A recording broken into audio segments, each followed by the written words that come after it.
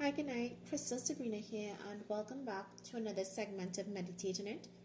Tonight I'm reading Acts chapter 7, verses 17 to 36, and it's a snapshot of Moses being considered as a symbol of a rejected savior. It opens on Moses' life. He was birthed in Egypt. The Israelites were enslaved under a Pharaoh that mandated all of Israelites' infants be abandoned to the point that they will not be able to survive.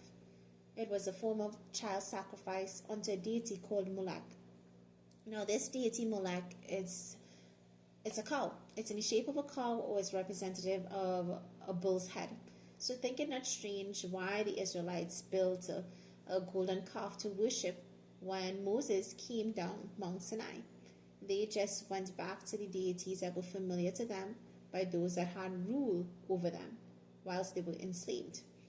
Interestingly enough, again, the mandate was for their children to be abandoned. So when they worshipped this Molech deity, they abandoned God. They abandoned or chose to abandon the leadership of God through Moses. Now, Moses was not subjected to that same spirit of abandonment at birth. God's hand was always upon Moses. You see, in the first 3 months of Moses' life, he was afforded the opportunity to be cared for, to be housed by his biological father. That is a marker of several things. That 3 months, 3 is a number of fullness, of completion of the Godhead, as well as the opportunity that Moses got to be fathered by his true father says, hey, the Lord's hand is upon him, and he always had full intention of redeeming these Israelites. Moses was able to experience authentic sonship, as opposed to other infant Israelites that were sacrificed unto Molech. So Moses was always a prophetic message to the Israelites that they have a true father, that they do not need to live in an abandoned state of being, of mind, or spirit. Now, just because Moses was afforded the opportunity to experience sonship, and then later on we're going to see that he was adopted by Pharaoh's daughter, just because he was not sacrificed unto Molech doesn't mean that he avoided agreement with that same abandonment spirit, that same orphaned spirit.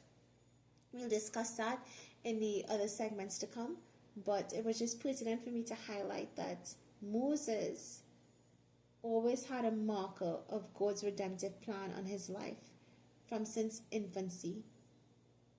Those 3 months are quite significant. It means the Godhead had its hand upon his life. It means fullness and completion of God's intention in his heart towards fatherhood and sonship with the Israelites.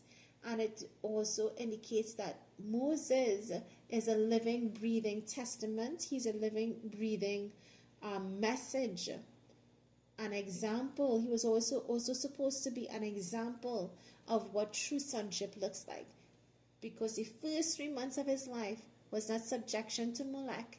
It was actually enjoyment and care and covering of a true father. Hi, good night. Crystal Sabrina here, and welcome back